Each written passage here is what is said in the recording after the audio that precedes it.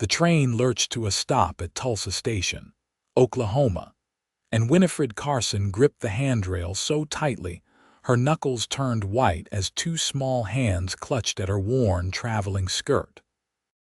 She had been on that train for 6 days from Pennsylvania, and every mile westward had been a prayer that she was making the right choice. The letter in her pocket had promised a new life, a fresh start, a good man who wanted a wife to build a future with. What the letter had not mentioned was that she would be bringing 2 3-year-old children with her, because when she had written back accepting the proposal, she could not bring herself to confess the truth. "Mama, is that him?" Her daughter Lily whispered, pointing through the dusty window at the platform. Winifred looked out and saw a tall man in dusty boots and a well-worn hat standing near a wagon, his eyes scanning the passengers as they disembarked.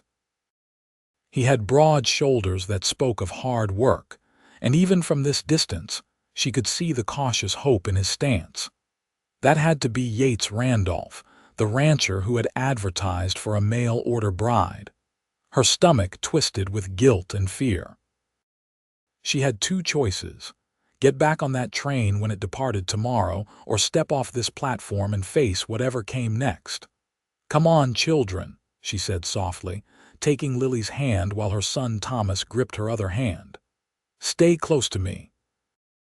The June heat of 1882 hit her like a wall when she stepped onto the platform, so different from the mild Pennsylvania summers she had known. The air smelled of dust and horses, and something wild she could not name. She stood there with her single worn trunk and her 2 children, scanning the crowd until her eyes met those of the tall rancher. He was walking toward her, his expression shifting from anticipation to confusion as he took in the sight before him. Yates Randolph had been expecting a woman. He had not been expecting a woman with 2 small children clinging to her skirts. He stopped a few feet away, his gray eyes moving from Winifred's face to the 2 identical faces of the twins, then back again. For a long moment, nobody spoke. Winifred felt her heart hammering so hard she thought it might break through her ribs. This was it. He would send her away. She would have to find work in this strange town or beg for money to get back east. She had gambled everything on this chance and lost. Then Yates Randolph did something completely unexpected. He threw back his head and laughed, a deep, genuine sound that echoed across the platform. Several people turned to look, but he did not seem to care. He laughed until tears formed at the corners of his eyes, and then he looked at Winifred with the widest grin she had ever seen on a man's face. "Good," he said, his voice warm and rich like honey. "I built big." Winifred stared at him, unable to process what she had just heard. What?" "Built big," he repeated, gesturing toward the wagon. "The house. I have been working on it for 2 years, ever since I decided to find a wife. Kept building and building, thinking maybe I was being foolish making it so large. My foreman kept asking me why I needed so many bedrooms." He crouched down so he was at eye level with the twins who had been watching him with wide, uncertain eyes. "What are your names?" "I am Lily," the little girl said softly. "That is Thomas." "Well, Lily and Thomas, my name is Yates. I have got a ranch about an hour from here with horses and cattle and a dog named Biscuit who is going to be very excited to meet you. Do you like animals?" Thomas nodded slowly, still wary but curious. "I like horses. I saw them in the city pulling carriages." "These are different horses," Yates said seriously. "Ranch horses. They are smarter and faster. Maybe in a few years I can teach you to ride." He stood up and looked at Winifred again, and she saw something in his eyes that made her breath catch. Kindness. Real, genuine kindness. "You should have told me." "I know," Winifred said, her voice breaking slightly. "I was afraid. I thought if I told you, you would say no, and I had nowhere else to go. Their father. He died in a factory accident 18 months ago. My family disowned me for marrying him in the first place. He was Irish, and they never forgave me for it. After he died, I tried to make it work, but I could not support us all. When I saw your advertisement, it felt like God throwing me a rope. I am sorry I lied. If you want to send us back, I will understand. Yates picked up her trunk as if it weighed nothing and started walking toward the wagon. Why would I send you back? I asked for a wife, and you came all this way. The twins are part of the deal as far as I am concerned. Now come on. It is a long ride to the ranch, and I want to get there before dark. The children are probably hungry.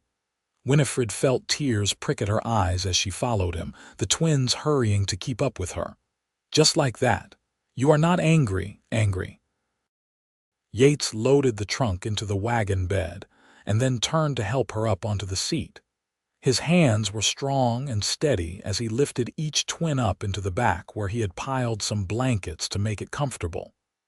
Miss Carson, do I look like a man who gets angry about blessings? I have been alone on that ranch for 5 years, ever since I bought the land. I have built a home and a business, but it has been empty. Real empty. Now I have got a wife and 2 children arriving on the same day. That is about the best surprise I could ask for. As he climbed up onto the seat beside her and took the reins, Winifred wiped at her eyes quickly. I do not understand you. You will, he said simply, and clicked his tongue to get the horses moving. I am not a complicated man, Miss Carson.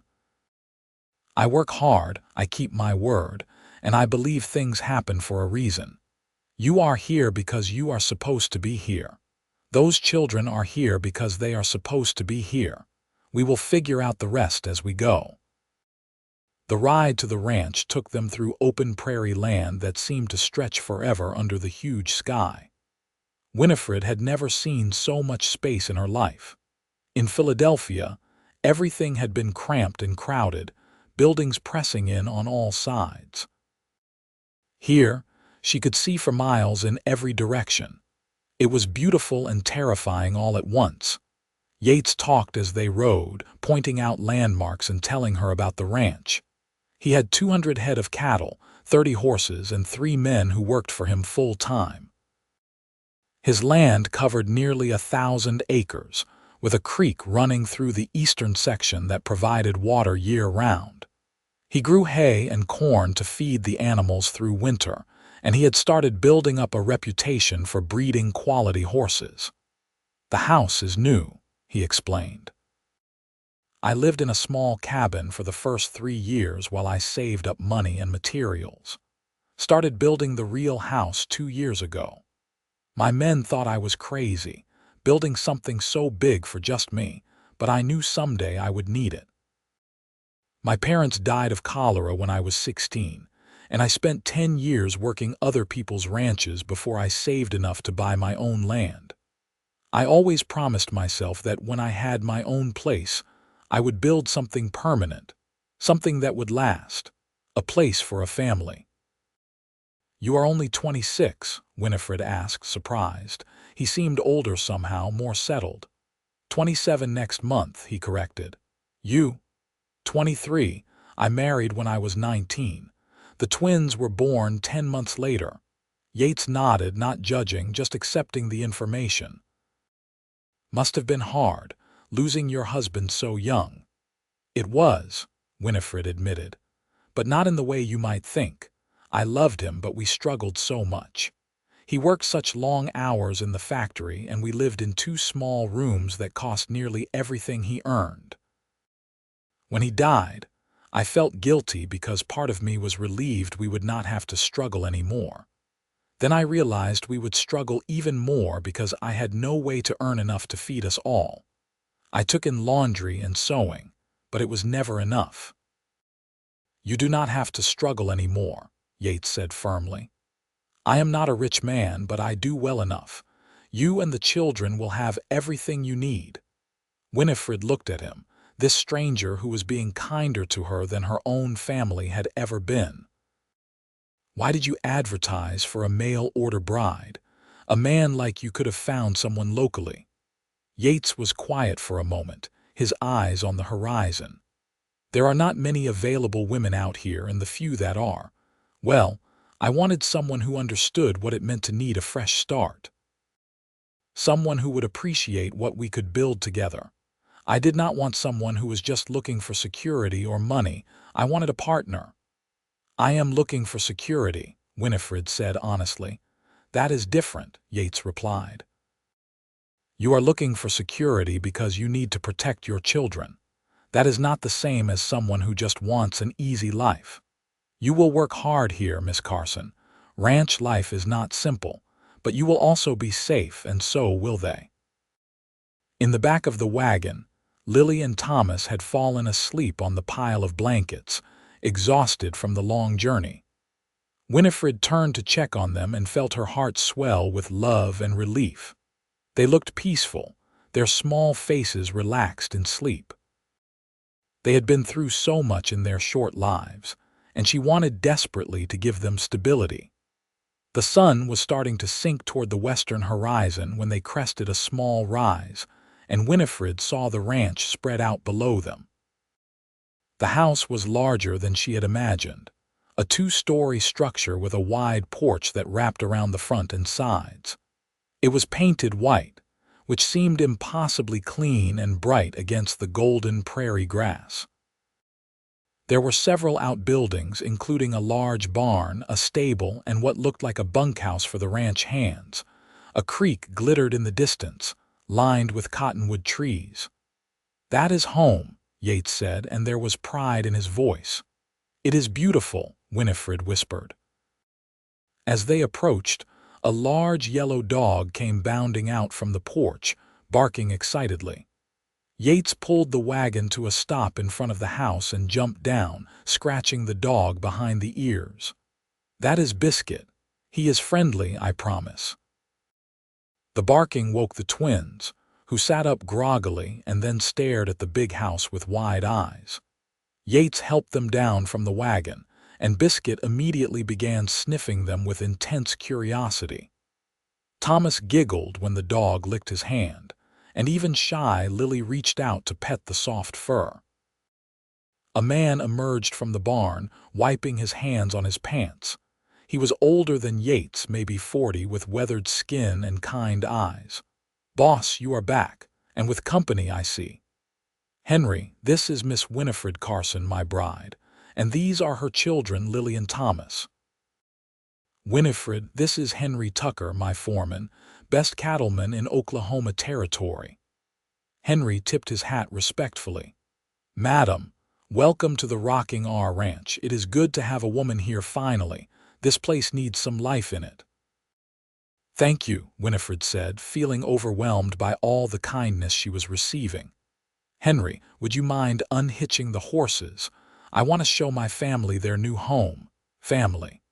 The word hung in the air, warm and welcoming.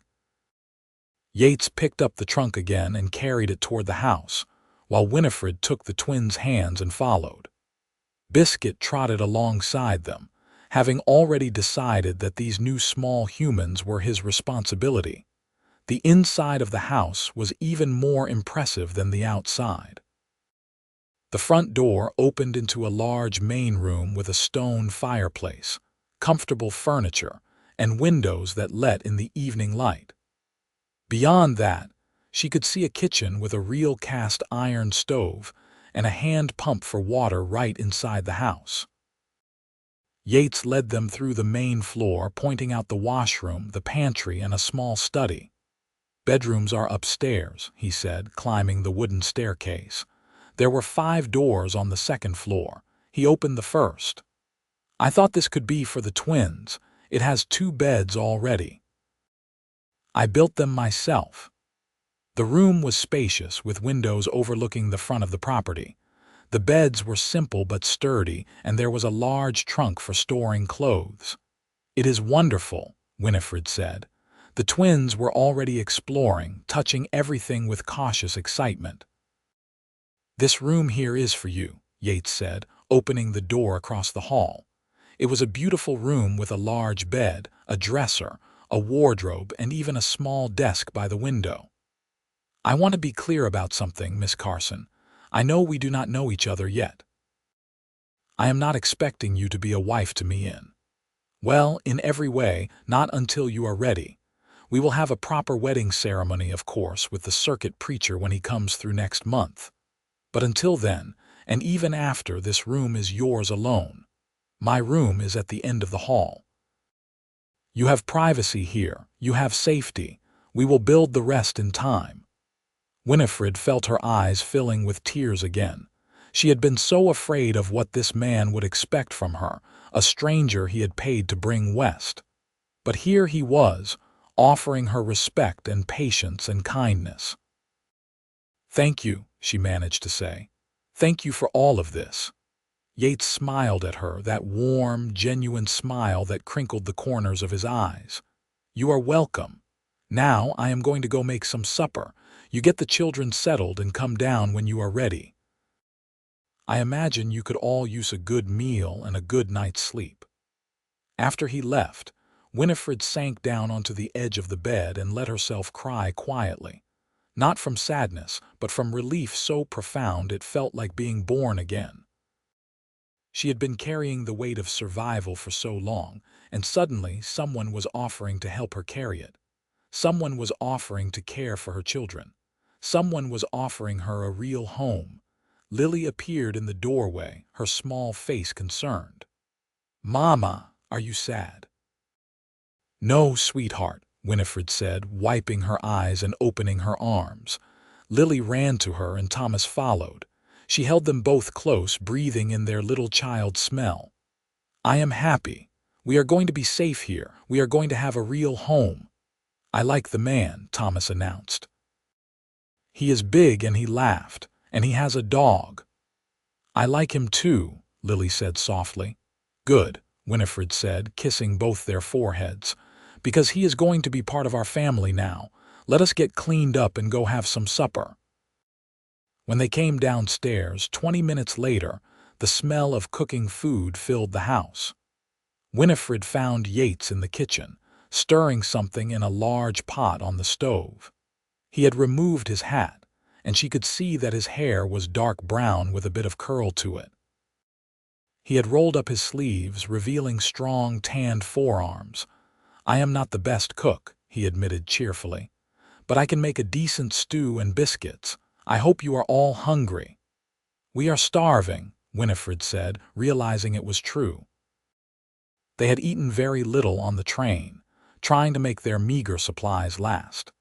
They sat at the large wooden table in the kitchen, and Yates served them generous portions of beef stew with vegetables and fresh biscuits that were better than he had given himself credit for. The twins ate like they were afraid the food would disappear, and Yates kept refilling their bowls without comment. After they had eaten, he produced a jar of peach preserves and spread some on biscuits for dessert. "I've got chickens out back," he said to the children. "Tomorrow morning you can help me collect eggs if you want. Have you ever collected eggs before?" Both twins shook their heads, their eyes bright with interest. "Then it will be an adventure," Yates said. "Chickens are funny creatures. They have big personalities for such small birds."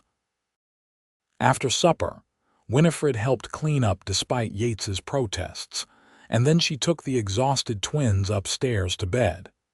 She tucked them in, kissing each one good night, and sat with them until they fell asleep. When she came back downstairs, she found Yates sitting on the front porch, looking out at the darkening prairie. She hesitated, then walked out and sat in the chair beside him. "They are good children," Yates said quietly. "You have done a fine job with them." "I have tried," Winifred said.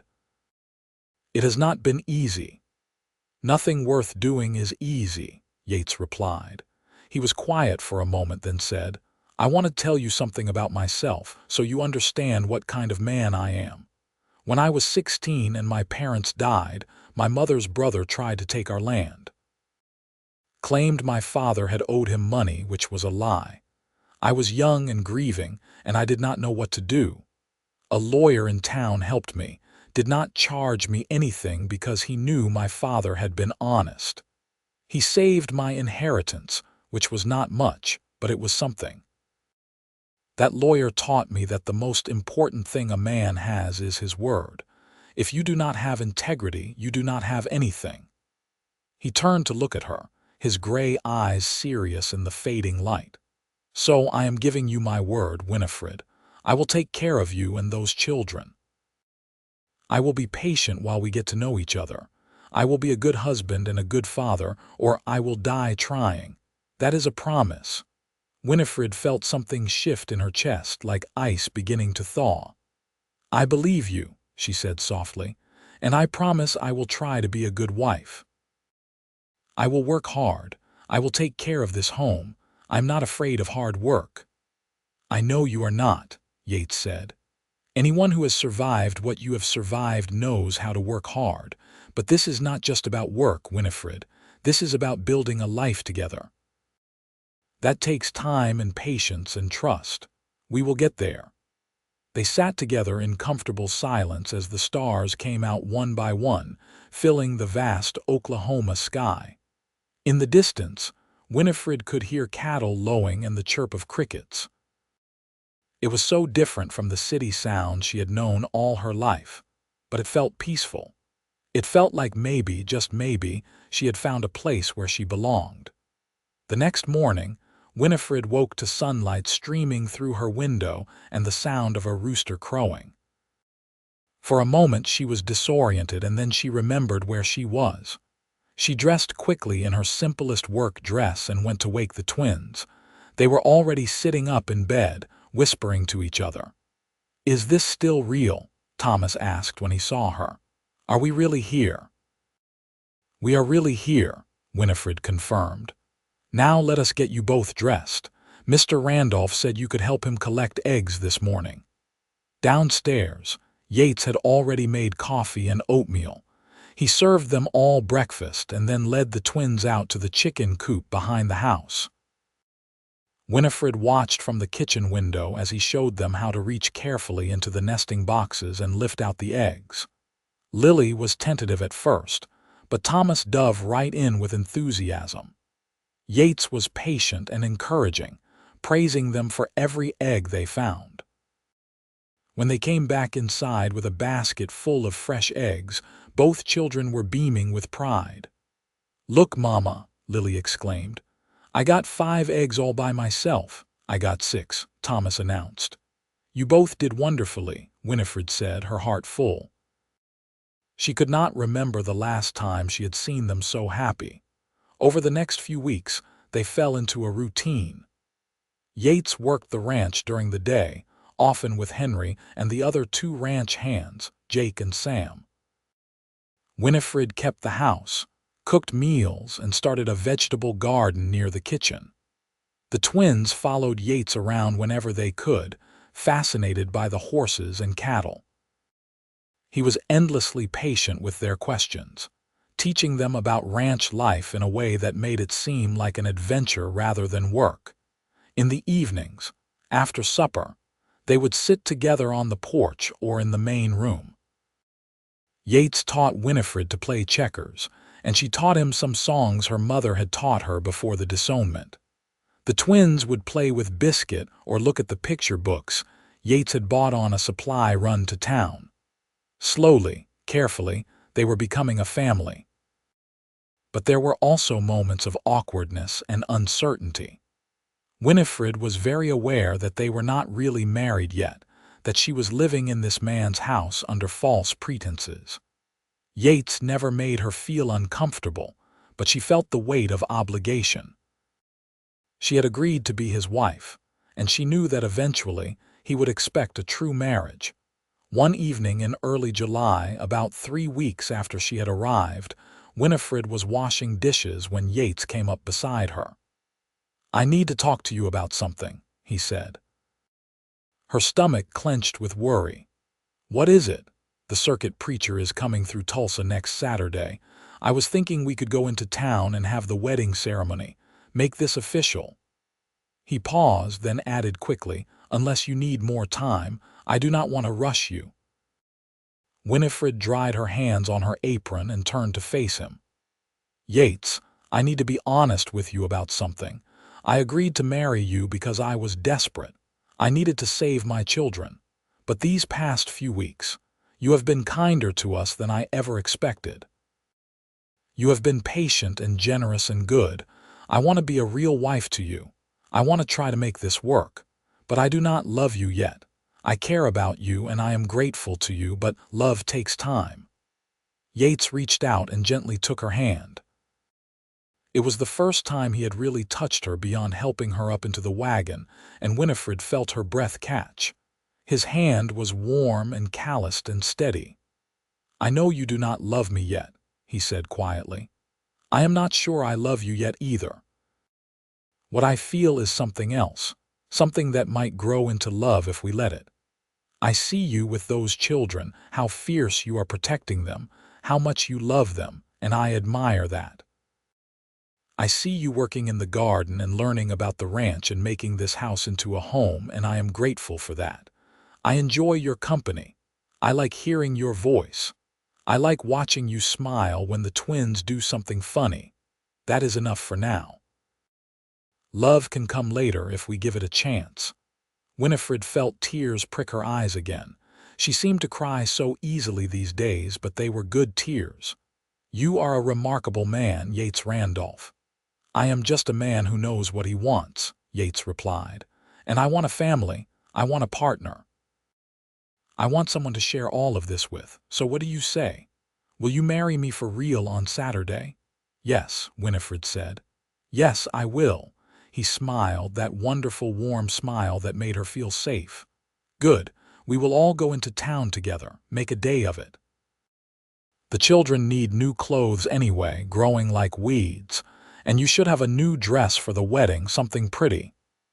I do not need anything fancy, Winifred protested. I did not say fancy, I said pretty. There is a difference. And you do need it, because it would make me happy to see you in something that was not worn thin from hard use. Let me do this for you, Winifred. Let me take care of you. She nodded, not trusting herself to speak without crying again. That Saturday, they all dressed in their best clothes and took the wagon into Tulsa. It was the twins' first real trip to town, and they were fascinated by everything. Tulsa was growing fast, with new buildings going up all the time. There were shops and saloons and a bank and a hotel. Yates took them first to the general store, where he bought fabric for Winifred to make new clothes for the twins and a ready-made dress for her in a soft blue color that matched her eyes. He also bought her a simple gold wedding ring. I should have had this before, he said apologetically. But I wanted you to pick it out. They had their wedding ceremony at the small church at 2 o'clock that afternoon. The preacher, a gray-haired man named Reverend Michaels, performed a simple service. Henry had come into town with Jake and Sam to serve as witnesses, and they all signed the marriage certificate afterward. The twins stood beside Winifred, holding hands and watching with solemn eyes as their mother became Mrs. Randolph. After the ceremony, Yates surprised her by taking them all to the hotel restaurant for dinner. It was the nicest meal Winifred had eaten in years, maybe ever. They had roast beef and potatoes and fresh bread with butter, and the twins each got a piece of chocolate cake for dessert. As they ate, Henry and the other ranch hands told stories about working on the ranch, making the children laugh with tales of stubborn cattle and mischievous horses. On the ride back to the ranch, with the twins drowsing in the back of the wagon, Yates reached over and took Winifred's hand. She let him, lacing her fingers through his. It felt right somehow, this simple gesture of connection. They were married now, truly married, and she was ready to try to make this work. That night, after the children were asleep, Winifred stood in the hallway between her room and Yates's room, uncertain what to do. The door to his room was open, and she could see him sitting on the edge of his bed, pulling off his boots. He looked up and saw her standing there. Winifred. Are you all right? I do not know where I am supposed to sleep, she admitted quietly. Yates stood up and walked to the doorway. Where do you want to sleep? She thought about it, really thought about it. This man had been nothing but kind to her. He had accepted her children without hesitation. He had given her a home and security and respect. He had married her and put a ring on her finger and promised to take care of her. He was her husband now, and she wanted to try to be a real wife to him. "With you," she said softly. "If you want me to." "I want you to," Yates said. "But only if you are ready. I meant what I said before. I am not going to rush you." Winifred stepped forward and placed her hand on his chest, feeling his heart beating strong and steady beneath her palm. "I am ready to try. I am ready to start building something real with you." Yates covered her hand with his own and leaned down to kiss her forehead gently. "Then we will take it slow and figure it out together." They did take it slow, learning each other carefully in the darkness of his room. Yates was patient and gentle, and though Winifred had been married before, this felt different. This felt like a beginning rather than an ending. When she woke the next morning in his arms, sunlight streaming through the window, she felt something she had not felt in years: hope for the future. The summer passed in a blur of hard work and small joys.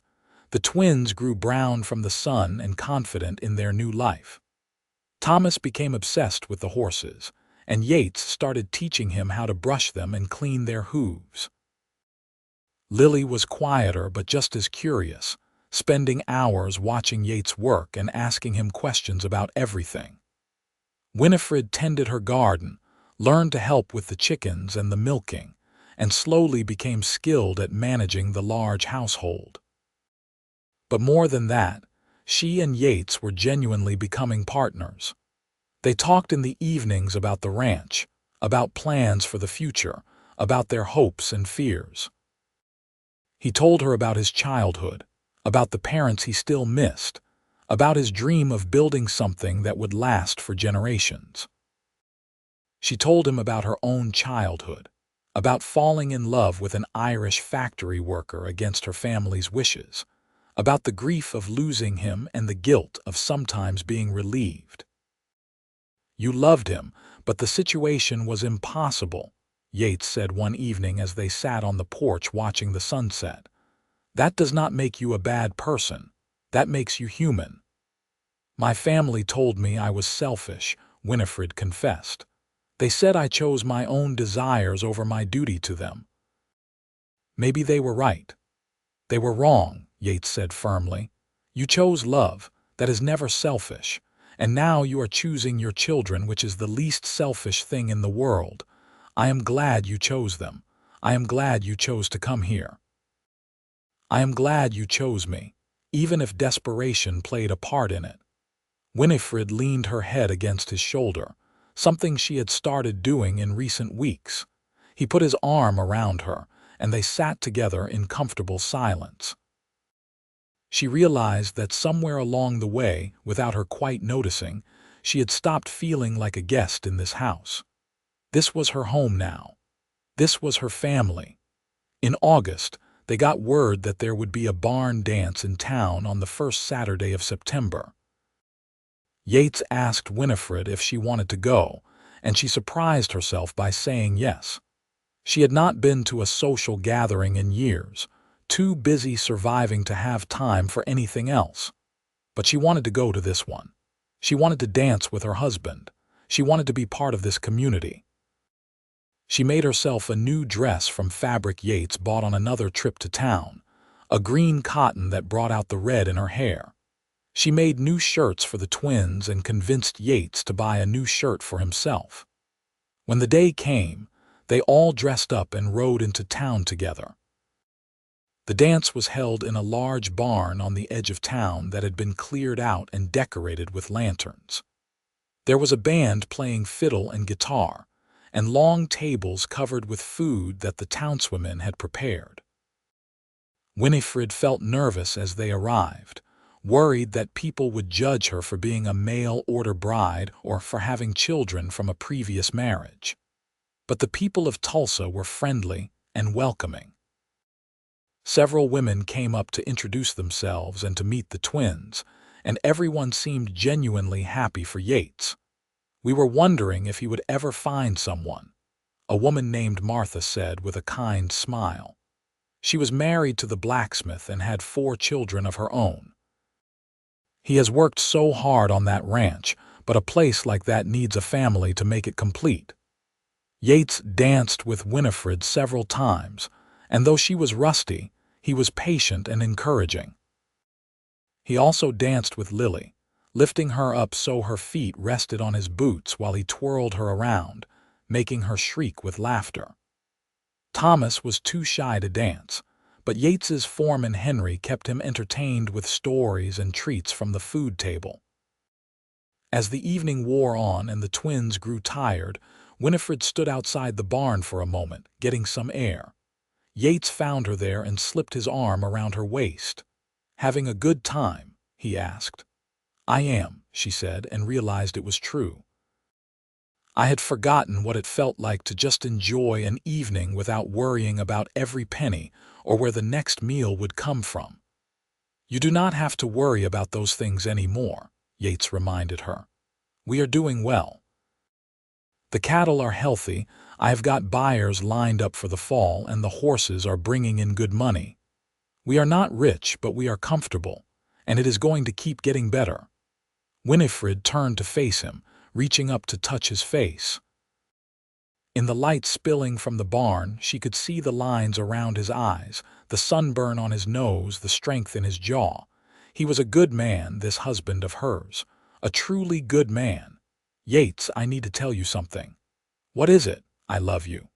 The words came out softly but clearly. "I did not think I could love again, not after everything that happened. But I do. I love you."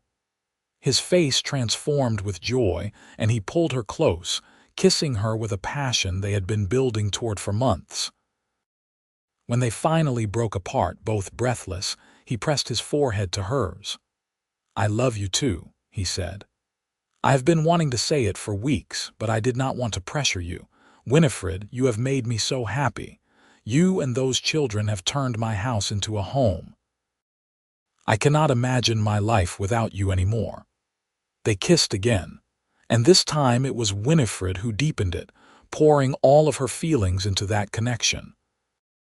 When they heard Thomas calling for them from inside the barn, they broke apart reluctantly and went back inside, but something had shifted between them. They had moved beyond arrangement and convenience and even partnership. They were truly in love now, and it changed everything. The fall was busy with harvest and preparing for winter. Yates sold his cattle at good prices and used some of the profit to buy more breeding stock. He also hired another ranch hand, a young man named Charlie, who was only 19 but eager to learn.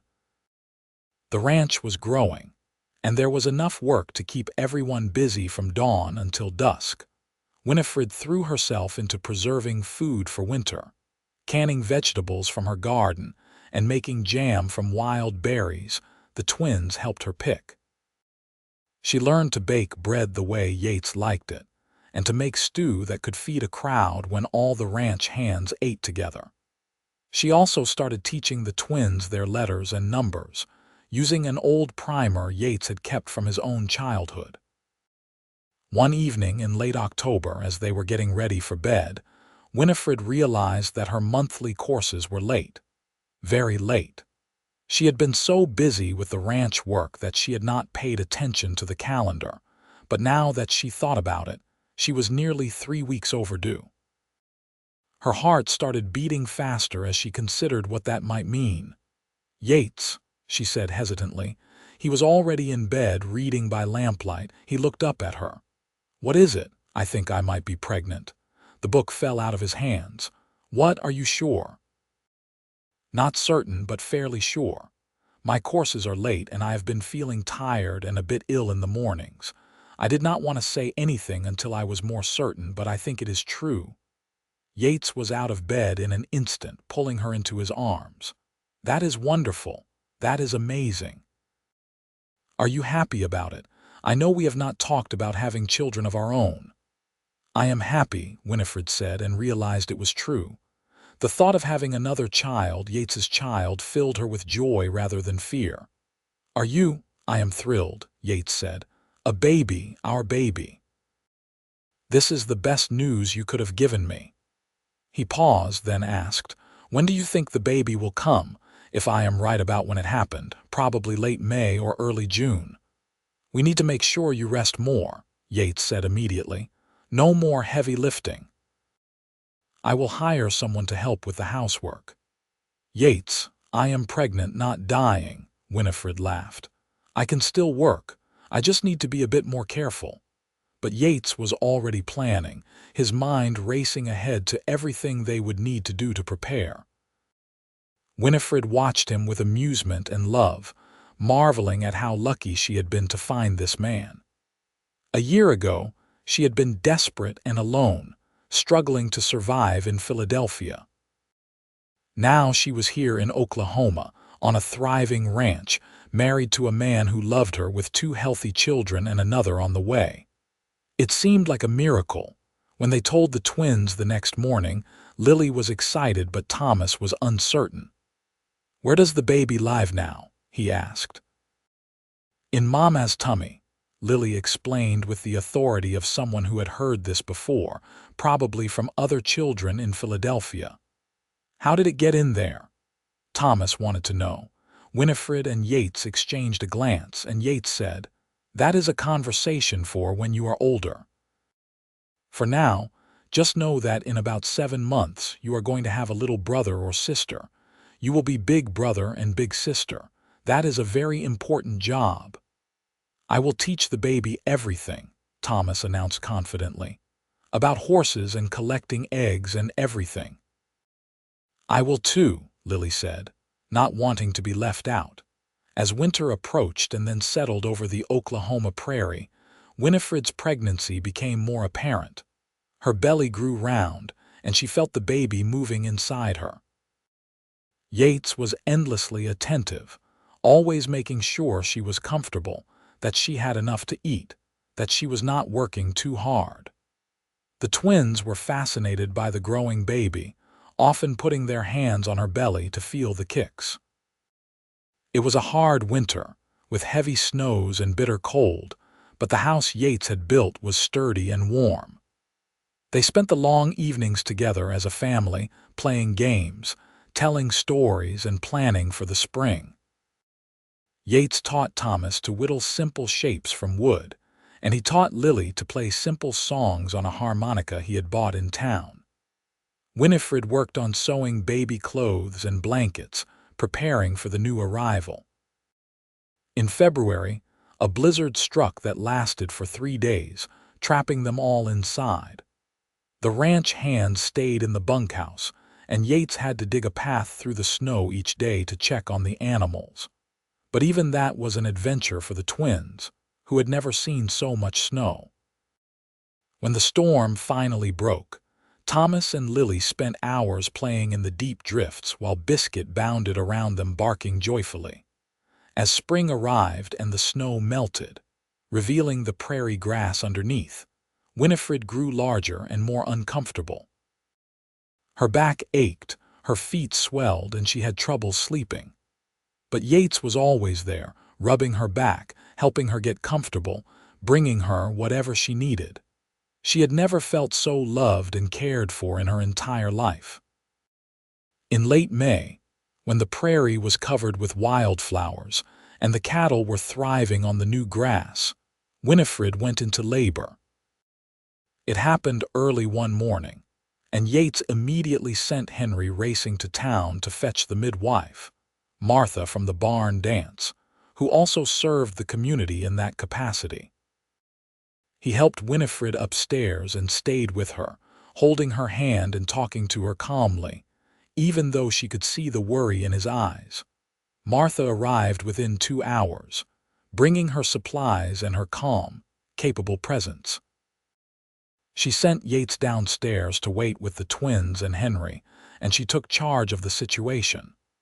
The labor was long and difficult, lasting through the afternoon and into the evening.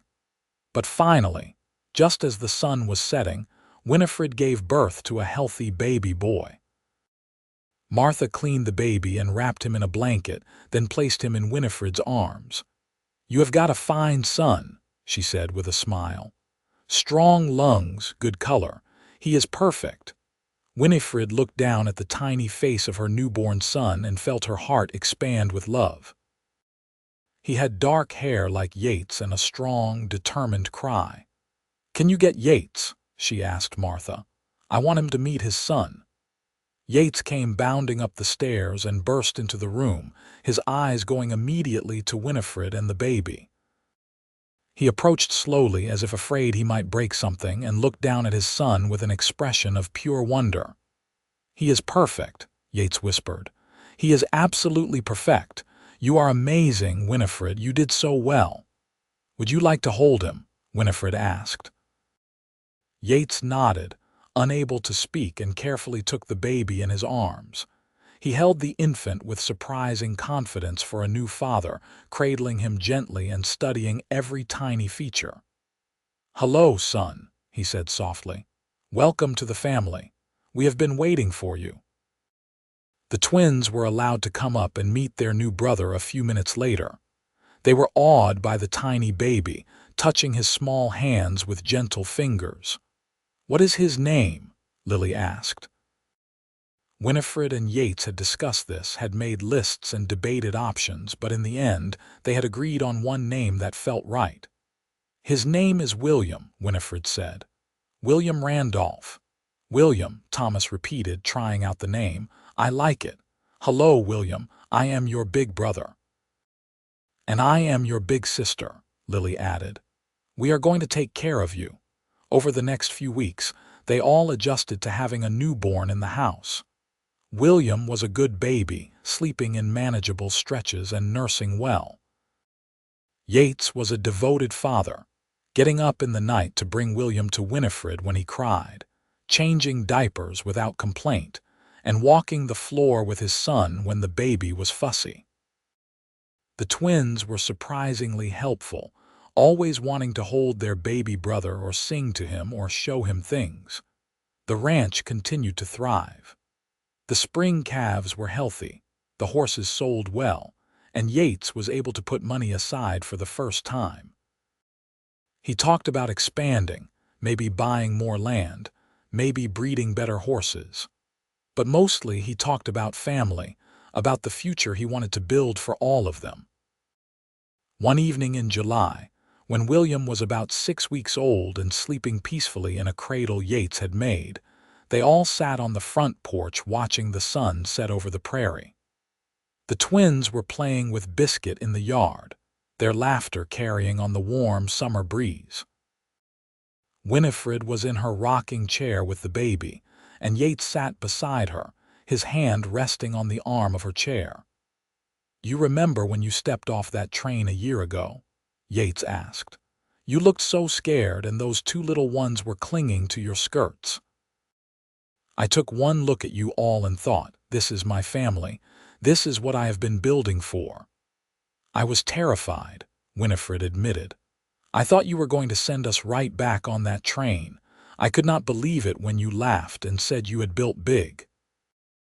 "Best thing I ever did, building that big house," Yates said. "I knew somehow that I would need all that space, and now look at us. 4 bedrooms occupied, and we have got more room to grow if we want." Winifred looked at him curiously. "Are you saying you want more children?" "I am saying I am open to whatever comes," Yates replied. "If we have more, wonderful. If we do not, that is fine too. I have got you and Thomas and Lily and William. I have got a family and a home and a thriving ranch. I have got everything I ever dreamed of." "So do I," Winifred said softly. "I never imagined I could be this happy, Yates. When my first husband died, I thought my life was over. I thought I would just be struggling to survive forever. But you gave me a new life. You gave us all a new life." "We gave each other a new life," Yates corrected. "You made this house a home, Winifred. You brought love and laughter and purpose.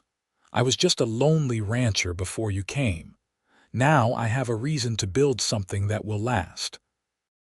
They sat in comfortable silence for a while, watching their children play, listening to the sounds of the ranch settling in for the night. It was a perfect moment, one of those rare times when everything felt exactly right. As the months passed, their family fell into a comfortable rhythm. Thomas turned 5 in September and was already showing signs of being a natural with horses. Yates started teaching him to ride on the gentlest mare they had. Lily was quieter but just as competent, showing a gift for remembering things and for solving problems. William grew from a tiny infant into a chubby, happy baby who smiled at everyone and loved being outside. In October, Martha came out to the ranch for a visit and noticed that Winifred was looking tired and a bit pale. After the children were occupied elsewhere, she pulled Winifred aside. "How are you feeling?" Martha asked. "Truly tired," Winifred admitted.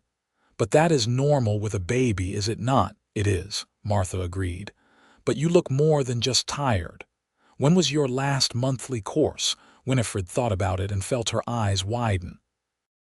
"I have not had one since before William was born. But that is normal when nursing, is it not?" "Sometimes," Martha said carefully. "But not always. May I examine you?"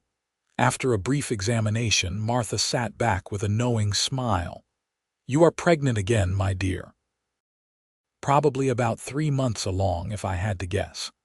Winifred felt a mix of emotions wash over her. Surprise because she had not expected this so soon.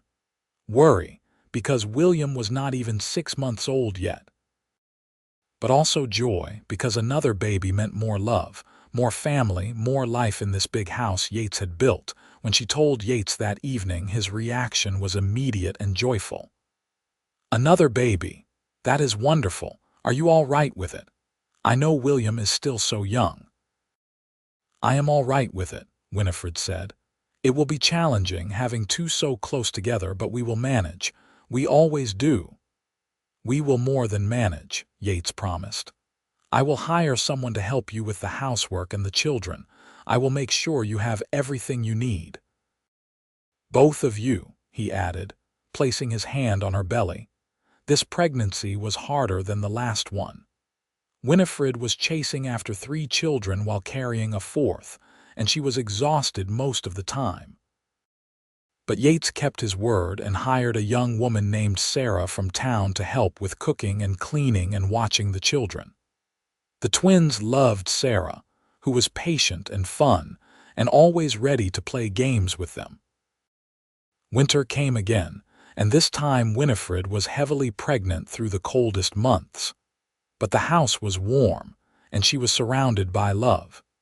Yates spent every free moment making sure she was comfortable, and even the twins seemed to understand that Mama needed extra help. They would bring her things, read to her from their primer, and show her the things they had learned or made. In late March of 1884, as the prairie was just beginning to wake from winter, Winifred went into labor again. This time it went faster, perhaps because her body remembered what to do. Martha was there again, and by mid-afternoon, Winifred had delivered another healthy baby boy. "You make fine sons," Martha said as she cleaned up. "2 in a row. Maybe next time you will have a daughter." Yates held his second son with the same wonder he had shown with William. This baby had lighter hair than his brother, more of a reddish tone like Winifred's. "What should we name him?" Yates asked. They had not settled on a name this time, having been too busy to think much about it. But as Winifred looked at her new son, one name came to mind. "How about James?" "After your father." Yates's eyes filled with tears. His father had been dead for more than 10 years, but he still missed him. "James? Yes, James Randolph. That is perfect." The twins came to meet their second baby brother, and even William, now 10 months old and starting to crawl, seemed curious about the new arrival.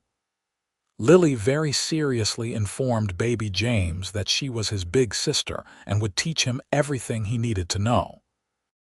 Thomas was more interested in when James would be old enough to help with the horses. Life with 4 children was chaotic and exhausting and wonderful. Winifred had never worked so hard in her life, even with Sarah's help, but she had also never been so happy. Every day brought new milestones, new joys, new challenges. Thomas and Lily were growing so fast, learning to read and write and do simple arithmetic. William was walking and getting into everything, his curiosity boundless. And James was a peaceful baby, content to be held or to lie on a blanket and watch the world around him. The ranch continued to prosper. Yates's reputation for quality horses spread, and buyers came from as far away as Texas to purchase his stock. He bought more land, expanding the ranch to nearly 1,500 acres. He hired more men to help with the work, building a larger bunkhouse to house them. The Rocking R Ranch was becoming one of the most successful operations in the Oklahoma Territory. In the summer of 1885, when James was over a year old and William was 2, Winifred realized she was pregnant again. She was not entirely surprised this time, but she was a bit overwhelmed at the thought of 5 children. When she told Yates, he was thrilled as always, but also concerned. "Are you sure you are up for this?" he asked. "I know it is hard having them so close together." "I am up for it," Winifred assured him, "but I am also hoping this might be our last for a while. 5 children is a lot, even in a big house." Yates laughed and pulled her into his arms. "Fair enough. Though I have to say, I love having a house full of children. It is everything I ever wanted." This pregnancy was the easiest yet, perhaps because Winifred was more experienced or perhaps because she had more help. Sarah was a constant presence, and even the older children helped where they could. Thomas, now 7, was becoming quite responsible. Lily, at 6, was a natural caretaker, always making sure her younger brothers were safe and happy. In March of 1886, Winifred gave birth to a daughter. The labor was short and intense, and when Martha placed the baby girl in her arms, Winifred cried with joy. After 3 boys, a daughter felt like a special gift. Yates was equally delighted. He held his daughter with the tenderest expression Winifred had ever seen on his face. "A little girl," he said softly. "We have a little girl." They named her Rose for the wild roses that grew along the creek on their property. Rose had dark hair like her father and brothers, but she had Winifred's delicate features. The twins were ecstatic to have a baby sister, and even young William and James seemed interested in the new baby. With 5 children, the house was constantly full of noise and activity. But it was also full of love and laughter. Yates had indeed built big, and now every bedroom was occupied, every corner of the house was lived in and loved. This was what he had dreamed of when he started building all those years ago, even if he had not fully understood the dream at the time. As the children grew, they each developed their own personalities and interests. Thomas was obsessed with horses and ranching, following Yates everywhere and learning everything he could. Lily loved books and learning, often helping Winifred teach the younger children their lessons. William was adventurous and fearless, always climbing things or exploring new places. James was quieter, more thoughtful, but with a mischievous streak that got him into trouble. And Rose, even as a baby, was clearly going to be strong-willed and determined. One evening in the fall of 1887, when Rose was 18 months old and the other children were playing before bedtime, Yates and Winifred sat on the porch together.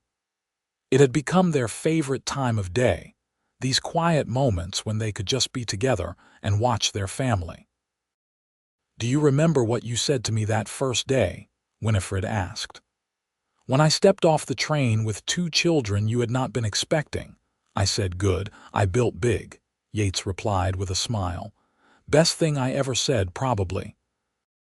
"You could not have known it would lead to all of this," Winifred said. gesturing to the house where their 5 children were playing. "Maybe not consciously," Yates said, "but some part of me knew, some part of me was building for exactly this. For you and for them, and for the life we would make together." Winifred leaned against him, feeling his strength and warmth. They had been married for 5 years now, and she loved him more with each passing day. He was not just her husband, but her partner, her best friend, the father of her children, and the man who had saved her life in more ways than one. "I am so grateful I got on that train," she said softly.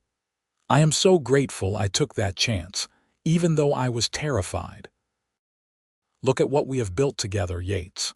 Look at our family." "I am grateful you got on that train too," Yates said. "I am grateful for every day we have had together. You and these children are the best thing that ever happened to me." They sat together as the sun set and the stars came out, listening to their children's voices inside the house, feeling the satisfaction of a life well lived and a love well earned. They had started as strangers, brought together by necessity and circumstance. But they had built something real and lasting and beautiful.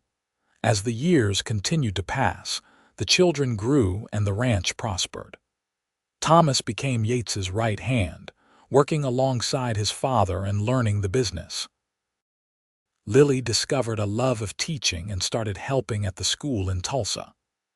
William and James were inseparable, always getting into adventures together.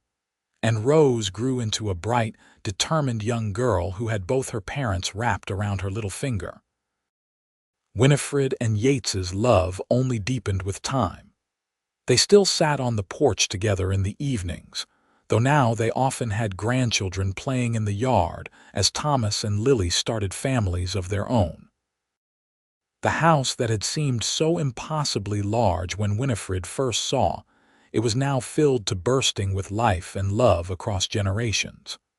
One evening, many years after that first train arrival, Yates and Winifred sat together watching the sunset. They were older now, their hair touched with gray, their faces lined with the years of hard work and good living, but they still held hands, still found comfort in each other's presence. "I have been thinking about that day you arrived," Yates said. "Do you ever wonder what would have happened if I had reacted differently, if I had sent you away?" "I try not to think about it," Winifred said honestly, "because I cannot imagine my life without you, cannot imagine what would have become of us." "I knew the moment I saw you that you were meant to be here," Yates said. "I saw this young woman with 2 scared children, and I saw courage and strength and determination.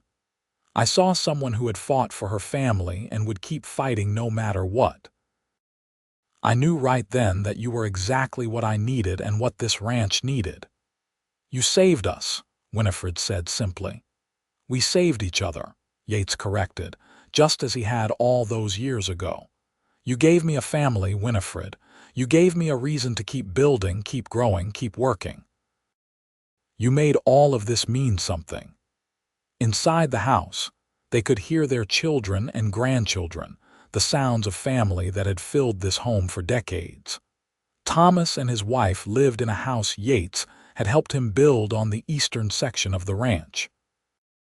Lily and her husband lived in town but visited often. William had his own ranch now, just north of theirs. James worked as foreman for his father, having shown a natural gift for managing men and cattle.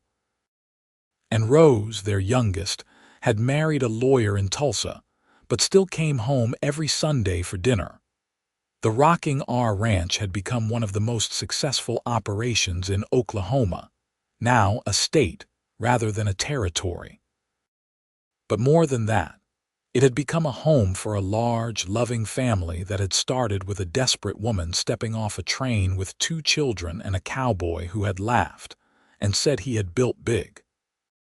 As the sun dipped below the horizon, painting the prairie in shades of gold and orange and purple, Yates turned to Winifred and kissed her softly.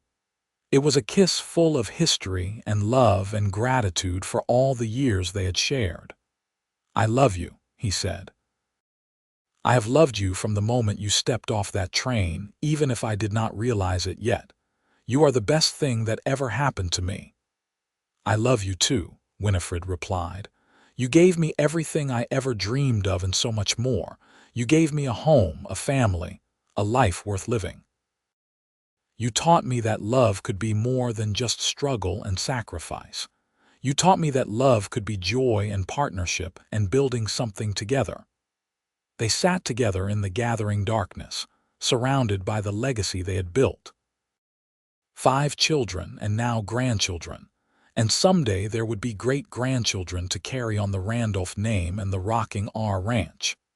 It had all started with a leap of faith, a mail-order bride bringing twins nobody had mentioned, and a cowboy who had laughed and said, "Good, I built big." And he had built big indeed.